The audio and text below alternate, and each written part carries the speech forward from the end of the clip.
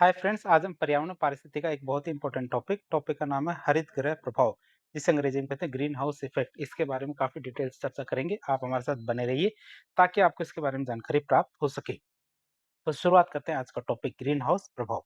सबसे पहले देखेंगे हरित गृह, जिसे ग्रीन हाउस भी कहते हैं, ये क्या होता है और ये कैसे काम करता है उसकी बात करें। ग्रीन हाउस वास्तव में क्या होता है? ग्रीन हाउस वास्तव में कांच से बना हुआ एक घर होता है। क्या होता है? कांच से बना हुआ घर होता है, जिसका उपयोग कहाँ किया जाता है? जिसका उपयोग हमारे ठंडे देशों में पौधे उगाने के लिए किया जाता है। कहाँ किसके लिए किया जाता है? ठंडे देशों में हमारे पौधे उगाने के लिए इसका उपयोग किया जाता है। कांच की खासियत क्या होती है? कांच सूर्य की गर्मी को अंदर तो आने देता है, लेकिन बाहर जाने नहीं देता है, जिससे घर के अंदर क्या तापमान गर्म रहता है। घर के अंदर का क्या तापमान गर्म हो जाता है। यही हमारे क्या होता है गाड़ियों के अंदर होता है। गाड़ियों के अंदर जो कांच होता है, ये प्रकाश की किरणों को अंदर तो आने देता है, लेकिन बाहर जाने नहीं देता है। इस वजह से हमारी गाड़ियां थोड़ी सी देर में ही गर्म हो जाती है अंदर से। यही हमारे हरित गृह ग्रीन हाउस प्रभाव होता है। चित्र में भी आप देख सकते हैं। तो ग्रीन हाउस प्रभाव क्यों होता है? आप इसे याद रखें, ग्रीन हाउस प्रभाव क्यों होता है? क्यों? क्योंकि जैसे हमारी ये सूर्य है और सूर्य से प्रकाश आता है। तो सूर्य के प्रकाश की बात करें, तो सूर्य का प्रकाश धरती पर आता है, धरती से टकराकर वापस अंतरिक्ष में जाने की कोशिश करता है। क्या? वापस अंतरिक्ष में जाने की कोशिश करता है। तो आप इसे याद रखेंगे कि जब सूर्य से प्रकाश हमारे धरती पे आता है, तो वो कम तरंग-दैर्ध्य का होता है। आप इसे याद रखेंगे, जब सूर्य से प्रकाश धरती पे आता है, वो कम तरंग-दैर्ध्य का होता है, और इसे जब धरती से टकराता है, टकराने के बाद वापस जाता है, तो अधिक तरंग-दैर्ध्य का हमारे प्रकाश होता है। क्या? वापस जाने वाला प्रकाश कैसा होता है? अधिक तरंग-दैर्ध्य का। और CO2 क्या करती है? कार्बन डाइऑक्साइड गैस इस अधिक तरंग-दैर्ध्य वाले प्रकाश को रोक लेती है, बाहर जाने से रोक लेती है, और इससे हमारे क्या धरती का तापमान एक निश्चित तापमान पे स्थिर हो जाता है। जिससे क्या ना तो हमारे यहाँ सर्दी होती है, ना ही ज्यादा गर्मी होती है। लेकिन यदि पर्यावरण में हमारे CO2 की मात्रा बढ़ जाए, क्या पर्यावरण में हमारे क्या जो वायुमंडल है, तो इसमें CO2 की मात्रा बढ़ जाती है, तो अधिक से अधिक वो क्या अधिक तरंग-दैर्ध्य वाली किरणों को रोकना शुरू कर देता है, जिससे धरती का तापमान बढ़ने लगता है, और यही हमारे क्या हरित गृह प्रभाव कहलाता है। तो पृथ्वी का वायुमंडल भी ठीक इसी कांच की तरह काम करता है। कैसे काम करता है बात करें, तो सूर्य से आने वाली किरणें लघु तरंगी होती है। आप इसे याद रखें, कौन सी तरंगी होती है? शॉर्ट वेवलेंथ वाली होती है, लघु तरंगों के रूप में होती है, जो वायुमंडल को आसानी से पार करके पृथ्वी की सतह तक आ जाती है। क्यों? क्योंकि कैसी होती है? शॉर्ट वेवलेंथ वाली तरंगे होती है। पृथ्वी क्या है? इस गर्मी को सोख लेती है, और फिर रात में इसे वापस अंतरिक्ष की तरफ छोड़ देती है। दिन में तो क्या करती है? सोख लेती है इस गर्मी को, जो लघु तरंगे वाली गर्मी होती है, इनको सोख लेती है, रात में वापस उसे अंतरिक्ष की तरफ छोड़ती है। लेकिन वापस जाने वाली ये गर्मी दीर्घ तरंगे, मतलब लॉन्ग वेवलेंथ या फिर इंफ्रारेड रेडिएशन के रूप में होती है। किसके रूप में होती है? लॉन्ग वेवलेंथ या फिर इंफ्रारेड रेडिएशन के रूप में होती है, जब रात को ये तरंगे वापस छोड़ती है। वायुमंडल में मौजूद जो हमारे ग्रीन हाउस गैसें हैं, जैसे हमारे कार्बन डाइऑक्साइड, ये क्या करती है? इन वापस जाने वाले दीर्घ तरंगों, मतलब पार्थिव विकिरणों को रोक लेती है, और उन्हें अंतरिक्ष में जाने नहीं देती। इससे क्या पृथ्वी का निचला वायुमंडल कैसा हो जाता है? गर्म हो जाता है। पृथ्वी का निचला वायुमंडल कैसा हो जाता है? गर्म हो जाता है। बात करते हैं कि जो ये वायुमंडल गर्म हो जाता है, इससे क्या बुरा प्रभाव पड़ता है? बात करें इसकी, बिल्कुल नहीं, कि भाई ये रुक जाती है, इससे कौन के बुरा प्रभाव पड़ता है क्या? बिल्कुल नहीं। प्राकृतिक ग्रीन हाउस प्रभाव हमारे लिए एक वरदान है। प्रकृति ने जो हमारे लिए बनाया गया है कि कार्बन डाइऑक्साइड की एक निश्चित मात्रा जो वायुमंडल में रहती है, जो हमारे क्या जो दीर्घ तरंगे होती हैं, उनको रोक के वो पृथ्वी का तापमान एक स्थिर बना के रखती है। ये हमारे लिए क्या वरदान की तरह है। अगर ये नहीं होता तो पृथ्वी का औसत तापमान कितना हो जाता? -18 से -19 डिग्री तक हो जाता। मतलब सब कुछ जम जाता। और इस प्रभाव के कारण, ग्रीन हाउस प्रभाव के कारण ही पृथ्वी का औसत तापमान कितना 15 डिग्री के आसपास रहता है, जो जीवन के लिए एकदम सही है। लेकिन समस्या क्या है? समस्या तब शुरू होती है जब इंसान इन गैसों को जरूरत से ज्यादा बढ़ा दे, जिससे पृथ्वी क्या ओवरहीट मतलब ग्लोबल वार्मिंग की तरफ बढ़ने लगती है। तब आती है सबसे बड़ी समस्या। अब हम देखेंगे ग्रीन हाउस गैसों के मुख्य कारण। ग्रीन हाउस गैसें कहाँ से आ रही है, उनकी बात करें, तो इनमें दो कारक देखेंगे, प्राकृतिक और मानवजन्य। सबसे पहले प्राकृतिक कारण की बात करें। अगर इंसान ना हो, तब भी प्रकृति में सबसे बड़ा ग्रीन हाउस प्रभाव जल वाष्प है। क्या है? जल वाष्प है। मतलब वाटर वेपर की वजह से हमारे क्या ग्रीन हाउस प्रभाव बढ़ता है। इसके बाद प्राकृतिक रूप से हमारे ज्वालामुखी दलदल से निकलने वाली जो CO2 होती है, क्या दलदल से निकलने वाली CO2 और मीथेन का नंबर आता है, आप इसे याद रखेंगे। नंबर 1 पे प्राकृतिक कारकों में से जल वाष्प आती है, फिर हमारे ज्वालामुखी और दलदल से निकलने वाली CO2 गैस आती है, और फिर उसके बाद नंबर आता है किसका? मीथेन का, जिसकी वजह से हमारी ग्लोबल वार्मिंग होती है, ग्रीन हाउस प्रभाव बढ़ता है। बात करें मानव जनित कारणों की, किसकी? मैन मेड कारणों की बात करें, तो मानव गतिविधियों के कारण ग्लोबल वार्मिंग में सबसे ज्यादा योगदान इन गैसों का होता है। कौन कौन सी गैसें? सबसे नंबर 1 पे आती है CO2 जिसका योगदान कितना 76% होता है। CO2 की बात करें तो इसका योगदान कितना 76% होता है। कोयला, पेट्रोल, लकड़ी जलाने से क्या कोयला, पेट्रोल और लकड़ी जलाने से सबसे ज़्यादा कार्बन डाइऑक्साइड गैस निकलती है क्या? सबसे ज़्यादा कार्बन डाइऑक्साइड गैस निकलती है हमारी 76% के आसपास। मीथेन की बात करें CH4 की तो इसका योगदान होता है 16%। तो हमारे गाय, भैंसें जो जुगाली करने वाले पशु होते हैं, धान मतलब चावल के खेत और कचरे के ढेर इनसे निकलती है हमारी मीथेन। इसका योगदान होता है हमारी 16% जिसका सूत्र हमारा CH4 है। बात करें नाइट्रस ऑक्साइड N2O इसका योगदान कितना है 6% है और इसे हम क्या बोलते हैं लाफिंग गैस भी कहते हैं। N2O क्या बोलते हैं लाफिंग गैस भी कहते हैं। ये मुख्य रूप से हमारे खेती में इस्तेमाल होने वाली जो रासायनिक खाद है, जो नाइट्रोजन फर्टिलाइजर्स है, यहाँ से निकलती कौन सी N2O मतलब लाफिंग गैस। तो मानव जनित कारण देखते हैं सबसे नंबर 1 पे CO2 फिर मीथेन फिर नाइट्रस ऑक्साइड फिर आती है हमारे फ्लोरिनेटेड गैसेस कि हमारे फ्लोरिनेटेड गैसेस जिनका योगदान हमारा 2% है। तो पूरी तरह से मानव निर्मित गैसें हैं मतलब कृत्रिम गैसें हैं जो कहाँ से निकलती है रेफ्रिजरेटर एसी और उद्योगों इनमें काम आती है जैसे हमारे HFC पीएफसी परफ्लोरोकार्बन हाइड्रोफ्लोरोकार्बन और सल्फर हेक्सा फ्लोराइड मतलब SF6। तो ये फ्लोरिनेटेड गैसें हैं जिनका योगदान कितना 2% होता है। तो चारों की बात करें दोबारा हमारे नंबर 1 पे CO2 जिसका योगदान 76%, मीथेन का हमारे CH4 मतलब 16%, नाइट्रोस ऑक्साइड मतलब NO2, N2O इसका 6% और फ्लोरिनेटेड गैसेज जैसे हमारे HFC, PFC, SF6 इनका 2% है।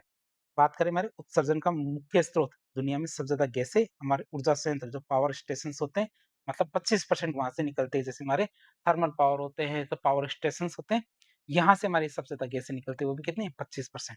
जहाँ बिजली बनाने के लिए कोयला का जलाया जाता है कोयले का इस्तेमाल किया जाता है किसके लिए बिजली बनाने के लिए तो वहाँ क्या 25% गैसें निकलती है।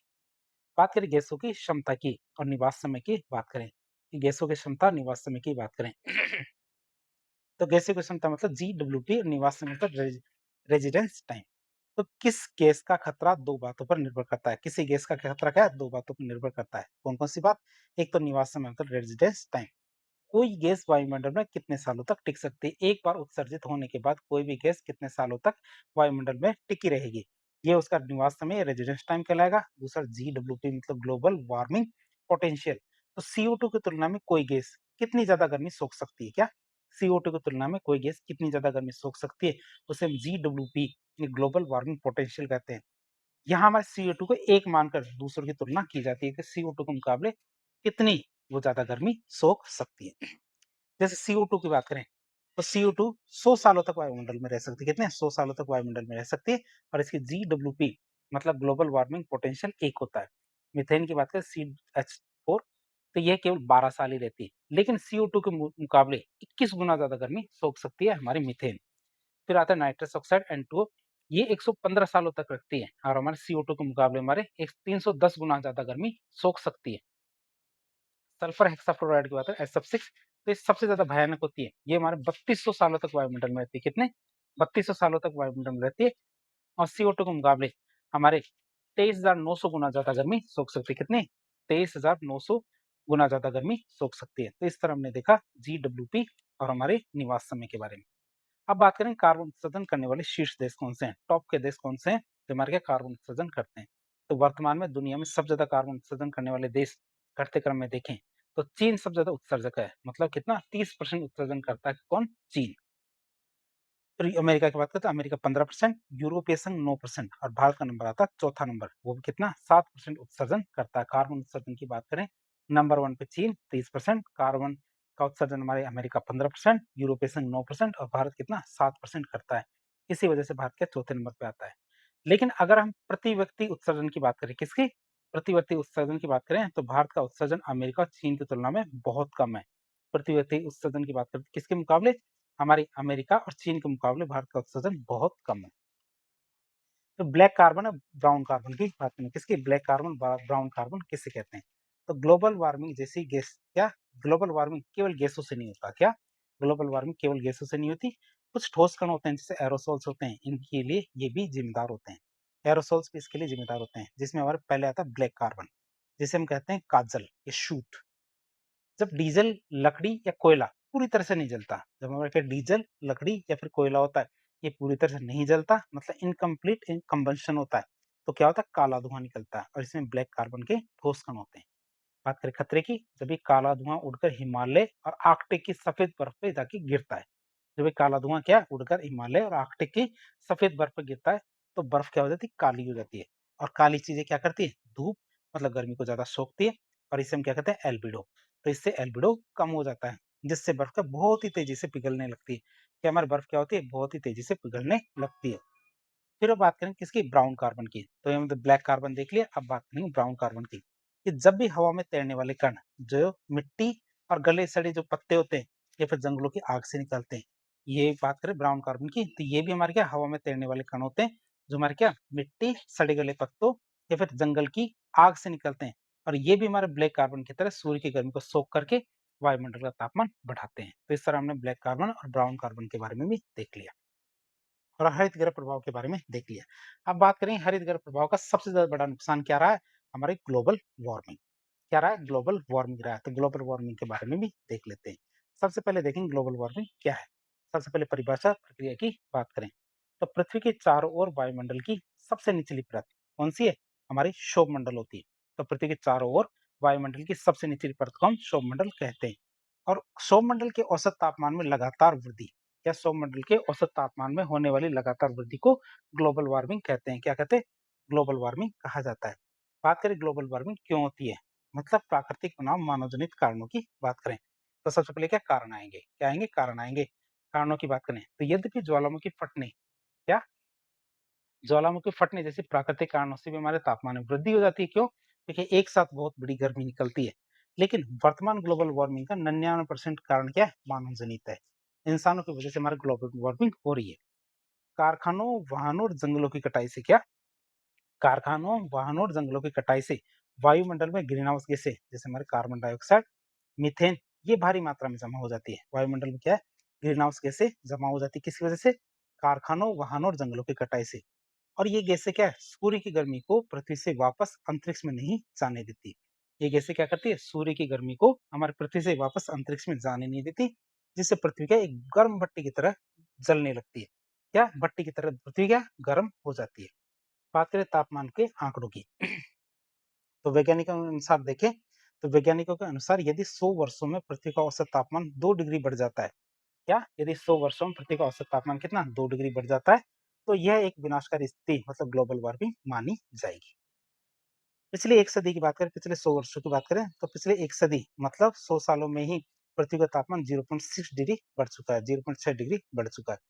फिर आईपीसीसी की बात करें, इंटर गवर्नमेंटल पैनल और क्लाइमेट चेंज, इसके अद्यतन आंकड़ों के अनुसार देखिए तो पृथ्वी का औसत तापमान, वर्तमान औसत तापमान कितना 16.1 डिग्री तक पहुंच चुका है, जो पूर्व औद्योगिक काल की तुलना में बहुत ज्यादा है। किसके, पूर्व औद्योगिक काल की तुलना में बहुत ज्यादा है। बात करें ग्लोबल वार्मिंग से नुकसान क्या होता है, तो ग्लोबल वार्मिंग के भयानक प्रभावों की बात करें तो 8 प्रभाव हैं जिनके बारे में हम पढ़ेंगे। ये एक तरह की चेन रिएक्शन की तरह काम करते हैं कि पहले पहला प्रभाव आता है, फिर दूसरा प्रभाव आता है, तो इस तरह से एक चेन की तरह काम करते हैं सारे के सारे प्रभाव। पहला प्रभाव आता है हमारा ग्लेशियर हिमचोटी का पिघलना। क्या ग्लेशियर हिमचोटी के पिघलने की बात करें, तो तापमान बढ़ने का सबसे पहला असर कहाँ पड़ता है, ध्रुवों पर, जो भी कौन से उत्तरी और दक्षिणी ध्रुव पर, और हिमालय जैसे जो ऊंचे पहाड़ है इन पे पड़ता है। और क्या होता है, इनकी जो जमी बर्फ है वो पिघलने लगती है।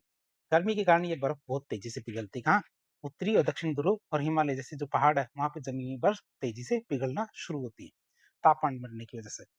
इस समुद्रों के जल स्तर में वृद्धि की बात करें, किसकी, समुद्रों के जल स्तर में वृद्धि की बात करें, तो जब ग्लेशियर की बर्फ पिघलती है तो पिघलकर ये नदियों के रास्ते समुद्रों में पहुंचती है और इससे समुद्रों का जल स्तर बढ़ने लगता है।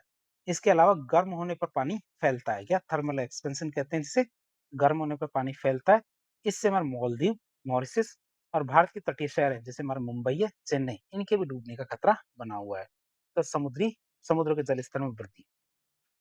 तीसरा प्रभाव आता है हमारे क्या, वर्षा के प्रारूप में बदलाव, चेंज इन रेनफॉल पैटर्न। तो तापमान बढ़ने से हमारा वाष्पीकरण का चक्र बिगड़ सकता है, इवेपोरेशन का चक्र है ये बिगड़ जाता है। इसका परिणाम ये होता है कि जहां पहले अच्छी बारिश होती थी अब वहां सूखा पड़ने लग जाएगा, और जिन इलाकों में कम बारिश होती थी वहां अचानक बेमौसम मूसलाधार बरसात होने लगती है, जिससे क्या कृषि पूरी तरह से तबाह हो जाती है। तो वर्षा चक्र के बदलाव की बात करें, फिर आता वन्य जीवों के विलुप्ति का खतरा, या एक्सटेंशन ऑफ स्पीसीज की बात करें, तो जलवायु इतनी तेजी से बदल रही है कि जंगली जानवरों और पौधों को इन नए मौसम के अनुसार ढलने का समय ही नहीं मिल पा रहा। ध्रुवीय भालू जो पोलर बियर जैसे जीव जो बर्फ पर निर्भर करते हैं अपने प्राकृतिक आवास नष्ट होने के कारण विलुप्ति की कगार पे। क्यों? क्योंकि उनका जो प्राकृतिक आवास है वो नष्ट होना शुरू हो रहा है। फिर बात करें अगला प्रभाव, ये आता है हमारे पास प्राकृतिक आपदाओं में वृद्धि। इनकी बात करें increases in extreme weather events की, तो गर्म हवाएं जो हीट वेव अब ज्यादा लंबी और जानलेवा हो गई है। तो हीट वेव है, गर्म हवाएं अब कैसी हो रही है, ज्यादा लंबी और जानलेवा हो गई है। समुद्र का पानी गर्म होने से तूफानों और चक्रवातों को अतिरिक्त ऊर्जा मिलती है। क्या समुद्र का पानी क्या गर्म होने से क्या है, तूफानों और चक्रवातों को अतिरिक्त ऊर्जा मिलती है, जिससे वे पहले से कहीं अधिक विनाशकारी हो गए हैं। क्या हो गए हैं? जिससे वे अधिक विनाशकारी हो गए हैं। बात करें बीमारियों और महामारियों को फैलने की, किसकी बीमारियों और महामारी को फैलने की बात करें, तो मच्छर और अन्य रोगाणु गर्म और नम जगहों पर पनपते हैं। तो हमारे मच्छर और जो अन्य रोगाणु है ये हमारे गर्म और नम जगहों पर क्या पनपते हैं। ग्लोबल वार्मिंग के कारण पृथ्वी के जो ठंडे शहर, क्या, जो ग्लोबल वार्मिंग के कारण पृथ्वी के जो ठंडे इलाके अब गर्म हो रहे हैं, वहां भी हमारे डेंगू, मलेरिया और जीका वायरस जैसी खतरनाक महामारियां फैलने लगी है। सातवां आता है हमारा प्रभाव, प्रवाल भित्तियों का विरंजन। क्या आता है? प्रवाल भित्तियों के विरंजन की बात करें जिसे कोरल ब्लीचिंग कहते हैं। प्रवाल भित्तियां जैसे हमारे कोरल रीफ समुद्र के वर्षावन कहलाते हैं। जब समुद्र का पानी थोड़ा सा भी ज्यादा गर्म होता है तो कोरल मतलब मूंगा तनाव में, स्ट्रेस में आ जाता है और अपने अंदर रहने वाले रंग बिरंगे शैवाल जो जूजेंथिलीय एल्गी इनको बाहर निकाल देता है, जिससे वो पूरी तरह से सफेद मतलब ब्लीच्ड हो जाते हैं और आखिर में वो मर जाते हैं। ऑस्ट्रेलिया के जो ग्रेट बेरियर रीफ है इसका सबसे बढ़िया उदाहरण है। क्या है? ऑस्ट्रेलिया के जो ग्रेट बेरियर रीफ है इसका सबसे बढ़िया उदाहरण है। फिर पादप प्लवकों की संख्या में कमी की बात करें, किसकी? पादप प्लवकों की संख्या में कमी की बात करें तो समुद्र की सतह पर तैरने वाले सूक्ष्म पौधे न केवल अपने समुद्री जीव जो मछली है उनका मुख्य भोजन है, बल्कि हमारी ये पृथ्वी के 50% से अधिक ऑक्सीजन भी बनाते हैं। कौन? ये हमारे सूक्ष्म पौधे, प्लैंक्टन की बात कर रहे हैं। तो मछलियों के लिए भोजन की तरह भी काम करते हैं, 50% से ज्यादा ऑक्सीजन भी यही बनाते हैं। समुद्र का पानी गर्म होने से इनकी संख्या तेजी से घट रही है, जिससे पूरा का पूरा समुद्री खाद्य चक्र मतलब मरीन वेब फूड वेब है ये ढह सकता है। तो इस तरह से आज एक लेक्चर के जरिए हमने ग्रीन हाउस प्रभाव और हमने जो ग्लोबल वार्मिंग के बारे में काफी डिटेल से जानने की कोशिश की। तो इस प्रकार के इन्फॉर्मेटिव वीडियो देखने के लिए हमारे चैनल से जुड़े। वीडियो यदि पसंद आता है तो वीडियो को लाइक करें, चैनल को सब्सक्राइब करें, अपने दोस्तों का शेयर करें। धन्यवाद।